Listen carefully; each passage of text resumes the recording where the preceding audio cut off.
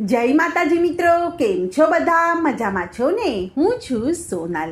સ્વાગત છે તમારું આપણી યુટ્યુબ ચેનલ ચામુંડા સ્ટુડિયોઝમાં. મિત્રો, આજે હું તમારી માટે લઈને આવી છું વૈશાખ મહિનામાં આવતી વદ પક્ષની એકાદશી એટલે કે અપરા એકાદશીની કથા વાર્તા અને મહિમા. તો ચાલો સાંભળીએ કથા.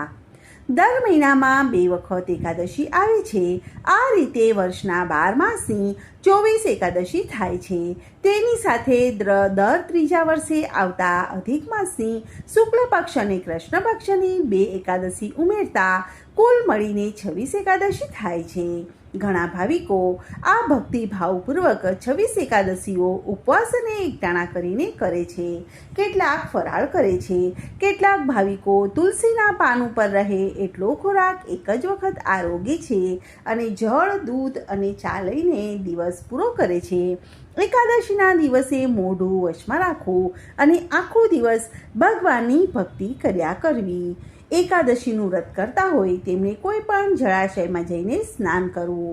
સ્નાન કર્યા પછી શુદ્ધ વસ્ત્ર પહેરી ઈષ્ટદેવનું પૂજન અને ધ્યાન ધરવું. આ દિવસે જૂઠું બોલવું નહીં, નિંદા કરવી નહીં, હિંસા કરવી નહીં અને યથાશક્તિ દાન કરવું. દીપ દાન કરનારને ઉત્તમ ફળ મળે છે. એકાદશીનો દિવસ અને રાત્રિ પ્રભુ સ્મરણ અને પ્રભુ કીર્તનમાં વ્યતીત કરવા. એકાદશીમાં વ્રત, ઉપવાસ, સ્નાન, ધ્યાન અને દાનનો મોટો મહિમા છે.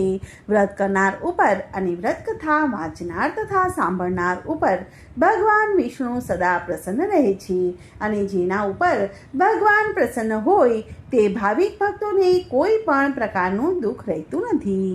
ભાવિક નરનારીઓ ઉત્સાહપૂર્વક એકાદશીનું વ્રત કરે છે. વિધિપૂર્વક એકાદશીનું વ્રત કરનારને આ લોકમાં વિવિધ પ્રકારના સુખ ભોગવવા મળે છે અને શરીર છૂટી ગયા પછી મોક્ષની પ્રાપ્તિ થાય છે. એકાદશીના દિવસે આપણે થોડું પણ દાન પુણ્ય કર્યું હોય તો તે અનેક ગણું થઈ જાય છે. જો તે વિધિપૂર્વક કરવામાં આવ્યું હોય તો તે પર્વત જેવડું મોટું થઈ જાય છે.